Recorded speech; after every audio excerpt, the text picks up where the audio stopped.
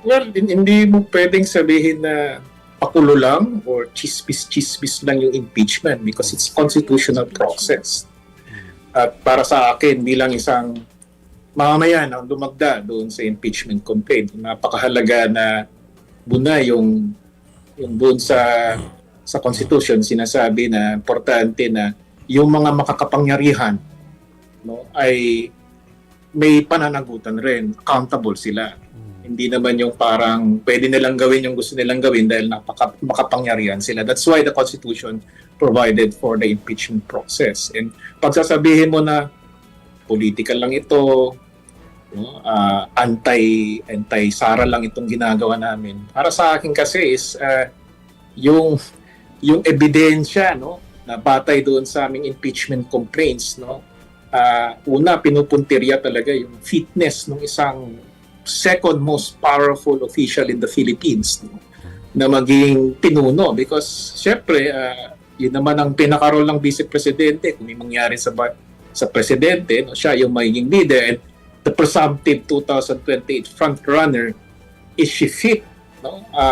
Kaya nga yung una is while it's para sa akin hindi naman yun yung pinaka-main pero yung in terms of the yung matingkad ay yung pagbabanta laban sa Pangulo, no, yung that's one, no, na ako naging mayor ako, naging governor, hindi ka basta pwedeng magbigay ng mga public utterances na kahit sobrang galit ka, sobrang emotional ka, pwede ko na lang magpapatay ng isang tao.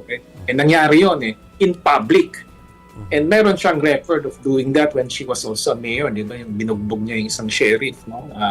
May due process naman doon, pero parang pinapahiwatig mo na kaya kong gawin ang gusto kong gawin dahil makapangyarihan ako, including magbanta sa Pangulo. That's one. And then the second, which is to me is the more serious, ay yung sa confidential funds.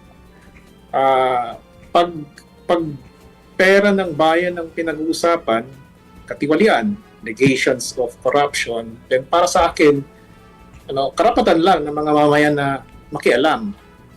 So yun yung pinanggagalingan kung bakit ako pumirma doon sa impeachment complaint. Kasi yung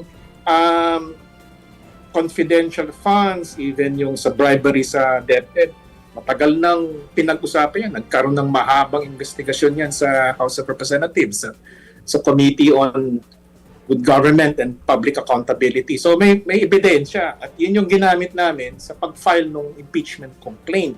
Hindi siya basta chismis-chismis lang dahil meron kang mismong ebidensya at ang pagbabago lang dito sa impeachment complaint compared to last year's is nadagdagan pa, no, yung sa testimony ni Madriaga kung sa paano pinamahagi yung confidential funds kahit kanino at saka paano yung pag-bribe ng mga DepEd officials na bahagi ng procurement and bidding process. So sa akin napakahalaga yon, no, na dapat hindi na lang basta-basta move on political yan.